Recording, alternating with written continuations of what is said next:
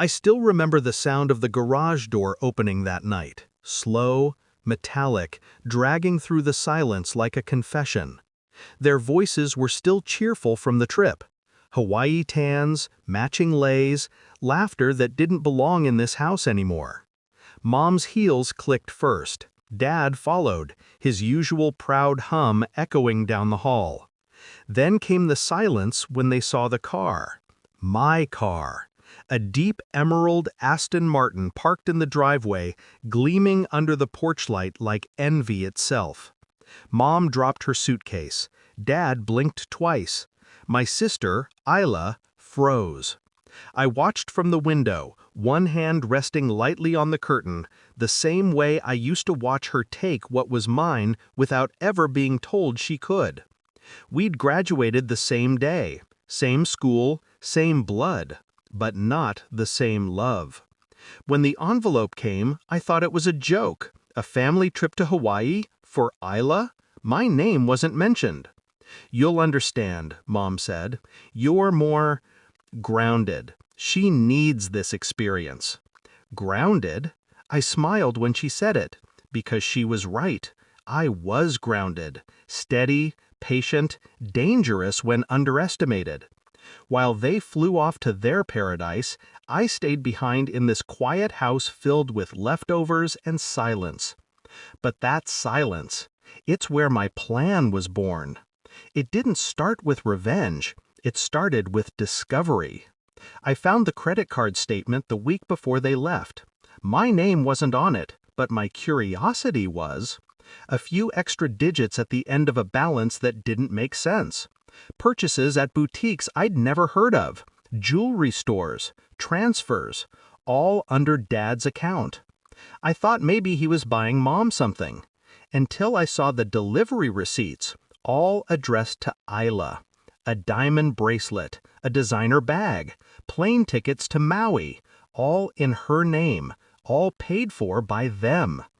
I realized then, my parents weren't blind. They chose not to see me. They didn't forget me. They erased me. When the anger came, it didn't scream. It whispered. While they packed sunscreen, I made calls. One to an old friend who worked at a luxury dealership downtown, another to a classmate whose father owned half the city's showrooms. It wasn't money I needed, it was presentation. I told them I wanted to make a statement for graduation, something that would turn heads. They laughed, assumed I had rich relatives. I didn't correct them. But that's the thing about assumptions. They're the easiest currency to manipulate. Within 48 hours, I had a sponsor, a dealership launching a new marketing campaign. They wanted a face, young, fresh, successful. I gave them mine. All I had to do was appear in a local shoot, smile for the camera, and they'd lend me the car for the summer. It wasn't just any car. It was the car Isla had begged Dad for after prom. The one he told her was too much. I made sure the logo was visible from every angle. When they returned, sunburned and smug, I waited. Mom saw the car first. Her eyes darted from the logo to me. "Whose is that?" I smiled. "Mine, a graduation gift." Isla's mouth fell open. "From who?" "Someone who thought I deserved it." She laughed, that fake high laugh she used to cover jealousy. "Right, sure." I handed her the dealership card. Her face drained when she realized it was real. Dad frowned, voice tight. "You didn't buy that, did you?" "No," I said softly. "It was given to me. For my hard work." They didn't ask more. They just stood there, surrounded by suitcases and shock. It was the first time they'd looked at me like they didn't understand who I was. That was the point. In the days that followed, things shifted. The neighbors talked. Photos circulated online. Local twins graduate. One lands a luxury deal. I didn't post it, but I didn't need to. The story spread like spilled ink. Isla tried to keep up, posting her beach pictures, tagging the brands she wore. But the comments told her everything. "Your sister's killing it. That car, though." She stopped coming downstairs for breakfast.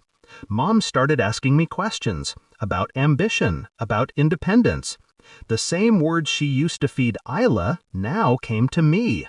I didn't gloat. I didn't need to. Revenge, I learned, doesn't always require destruction.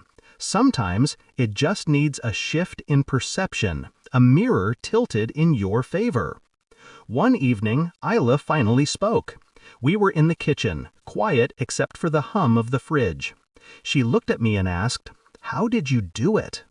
I could have told her the truth, that I'd watched her all my life, studied how easily she took what wasn't hers, and learned to do the same, but better. Instead, I smiled. I guess someone finally noticed me. She didn't respond, just turned away, her reflection caught in the stainless steel. For once, she saw herself through my eyes, not adored, not envied, but outplayed. Now, when I drive that car, the road hums beneath me like applause.